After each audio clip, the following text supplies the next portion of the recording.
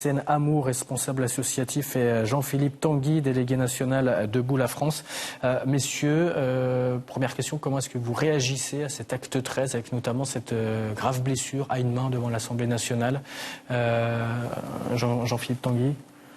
Je suis vraiment scandalisé par l'incapacité du gouvernement à assurer la sécurité des manifestations. Il n'est pas normal qu'en France, un jeune, quel qu'il soit, quoi qu'il fasse, aille manifester et perde une main. Le devoir des forces de l'ordre, le devoir du gouvernement, c'est d'assurer la sécurité. Et force est de constater que ces manifestations ne sont pas correctement encadrées par le gouvernement. Les policiers, les forces de l'ordre, naturellement, font ce qu'elles peuvent, mais elles ont des ordres mauvais. Elles ont visiblement l'ordre de ne pas intervenir assez avant et ensuite d'utiliser des moyens de répression trop importants après. Une fois de plus, qu'est-ce que faisaient des casseurs, des Black Blocs identifiés comme tels près de l'Assemblée nationale? Ces gens auraient dû être arrêtés, interpellés bien avant d'arriver à l'Assemblée nationale. Donc si ces gens qu'on connaît, que les forces de police connaissent, que les forces de sécurité, les forces de renseignement intérieur connaissent, arrivent à parvenir jusqu'à l'Assemblée nationale, à commencer à faire leur cirque et à mettre tous les autres manifestants en danger, c'est parce que le gouvernement ne fait pas ce qu'il faut. Est-ce que la loi anti-casseurs qui a été votée à l'Assemblée mardi va changer les choses selon vous? Mais ça ne changera rien, puisque c'est une question de volonté politique. De toute évidence, le gouvernement, M. Castaner, ne veut pas arrêter les Black Blocs avant qu'ils commettent leurs méfaits et mettent en danger tous les autres manifestants. Les Black Blocs sont les meilleurs amis du gouvernement, puisqu'ils discréditent l'ensemble des manifestations. Ils permettent au gouvernement de faire passer les gilets jaunes pour des gens violents, alors que ce sont des gens pacifiques, des gens qui manifestent pour leur dignité, pour la liberté en France, pour une nouvelle démocratie, et ils sont discrédités par ces individus que le gouvernement laisse agir. Hassan Amou, comment est-ce que vous réagissez à cette 13e journée de manifestation des Gilets jaunes? D'abord, les samedis se suivent et se ressemblent bizarrement sur l'échelle de la violence. On y voit malheureusement des gens mutilés. Personne peut aujourd'hui à la fois se satisfaire de la situation, mais considérer que il est normal de venir dans une manifestation et d'en repartir avec une main en moins ou un œil en moins. Je crois qu'aujourd'hui, il est temps clairement d'évoquer les équipements aujourd'hui des forces de l'ordre et savoir s'ils sont appropriés pour les manifestations, parce qu'on se rend bien compte qu'aujourd'hui il y a une dangerosité sur les matériels utilisés pour faire de la dispersion, pour faire de l'ordre dans les manifestations. Et donc moi j'ai envie de dire que les gilets jaunes, on le voit, ceux qui ne viennent plus dans les manifestations, c'est parce qu'aussi certains ont peur aujourd'hui d'aller manifester, puisqu'ils se disent que les risques sont beaucoup trop grands et que y aller si c'est pour demain finir à l'hôpital, c'est pas viable. Donc du coup, la question qui se pose aujourd'hui clairement, c'est la question des équipements matériels des forces de l'ordre. C'est vraiment qu'est-ce qu'on va faire pour que ce genre de situation ne se reproduise plus. Messieurs, j'aimerais revenir sur les chiffres d'aujourd'hui. 51 400 manifestants partout en France selon les autorités, 240 000 d'après le syndicat France Police, policiers en colère, 110 000 d'après le nombre jaune. Et parallèlement, un sondage qui a été publié jeudi, sondage YouGov, environ 64% des Français soutiennent le mouvement des Gilets jaunes, soit une hausse de 2 points en un mois. 77%, donc plus 3 points, jugent leur mobilisation justifiée. Pour 52%, plus 4 points, les Gilets jaunes ne doivent pas cesser leur mobilisation pendant le grand débat national. Quand on voit les chiffres et ce sondage, on voit une légère érosion du nombre de manifestants, mais parallèlement c'est un mouvement qui dure, qui est inédit et qui est donc soutenu par les Français. Comment est-ce que vous expliquez cela, Hassan Amou? D'abord, je pense que un certain nombre de gilets jaunes sont allés au débat national. Parce qu'on en a vu dans les salles de réunion, ils ont voulu prendre part au débat et c'est une bonne chose. C'est-à-dire qu'ils sont allés et ils ont participé, comme de nombreux Français, à l'appel du président de la République sur les grandes questions qui leur ont été posées.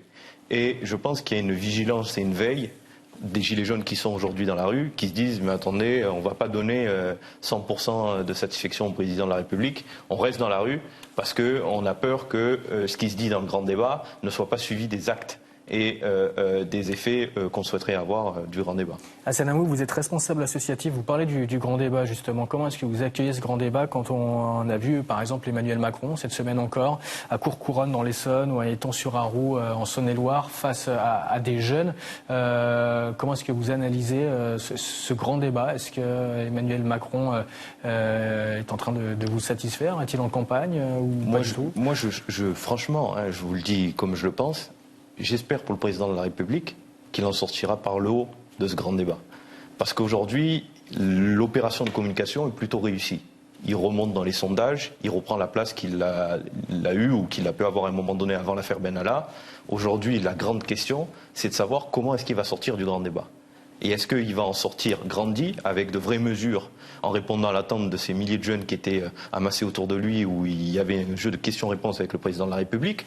Ou est-ce que, non, finalement, ça va être la grande déception après le grand débat national? C'est là où je pense une majorité des Français, on l'attend. C'est-à-dire, est-ce que toutes ces semaines de grand débat où le président de la République, de manière itinérante, alors est-ce que ça prend, à l'approche des européennes, une tournure un peu extrêmement de meeting, etc. Ça, je ne sais pas à moi de le dire. Mais en revanche, je pense que les Français vont être extrêmement exigeants à la sortie sur les mesures concrètes à prendre.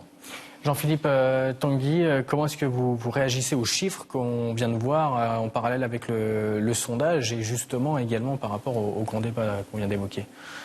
Les chiffres du gouvernement, moi, je n'y accorde aucune crédibilité. Donc je crois plutôt les chiffres du syndicat de police, qui me semblent correspondre depuis le début des manifestations le 17 novembre à la réalité. Ce qui m'ennuie avec ces violences à Paris ou à Nantes, c'est aussi que ça détourne le regard des Français de tout ce qui se passe encore sur les ronds-points. Rappelons que l'origine des Gilets jaunes, ce n'est pas des manifestations violentes à Paris, ce sont des centaines d'endroits en France, de ronds-points, où les Français se sont mobilisés, se sont rencontrés, portent toujours les mêmes valeurs de fraternité, de justice sociale, de démocratie. Et je trouve qu'on ne voit plus assez ces ronds-points, ces mobilisations qui sont sur le terrain partout, qui par définition ne sont pas comptabilisés par le gouvernement, alors que c'est la force du mouvement. Dans tous ces territoires abandonnés, ces territoires appauvris, ces territoires mis à l'écart par le président de la République, ces endroits que le président de la République ne va pas voir, puisque dès qu'il sort de sa voiture, de son palais de l'Élysée, de ses réunions de propagande, il est hué et il est incapable de rencontrer les Français, les vrais Français. À la fois, le président de la République, Emmanuel Macron, il est à la fois cynique et grotesque, et donc dangereux. Et il est cynique parce qu'il manipule ce débat pour faire sa campagne européenne. Toutes les forces gouvernementales sont mobilisées. On voit sur les chaînes d'infos 7 heures durant, plusieurs fois, M. Macron qui s'auto-congratule, qui fait semblant de répondre à des questions et qui en fait ne cesse de parler uniquement de lui-même, de son bilan, de la propre image qu'il pense avoir de lui-même. Et c'est donc grotesque en même temps, puisque cet exercice d'autosatisfaction ne peut pas répondre à la crise, puisqu'il passe son temps à dire « je vous écoute, mais je ne changerai rien ». Et donc ce cynisme et ce côté grotesque sont très dangereux. C'est très dangereux puisqu'il concentre sur lui-même toute la crédibilité des institutions et il prend le risque de systématiquement diviser les Français. Et son but, ce n'est pas, en fait, c'est triste, mais son but aujourd'hui, ce n'est plus de répondre aux problèmes de la France, c'est d'être le champion de son camp. Voilà. Le champion des bobos, le champion du parti, d'une espèce de nouveau parti de l'ordre qui croit pouvoir gouverner la France à la Schlag et à mettre de l'ordre là où il n'y a que du désordre et de l'injustice sociale. Donc tant que M. Macron n'aura pas compris que les Gilets jaunes veulent la justice sociale et la démocratie et n'y répond que par l'injustice et l'autoritarisme, la crise des Gilets jaunes continuera. Et c'est pour ça que Nicolas Dupont-Aignan, depuis le début, a fait des propositions très fortes, très simples. 40 propositions dans une proposition de loi déposée à l'Assemblée, 12 mesures d'urgence et surtout la légalisation du référendum d'initiative citoyenne qui est la seule méthode qui permette de redonner le pouvoir aux Français.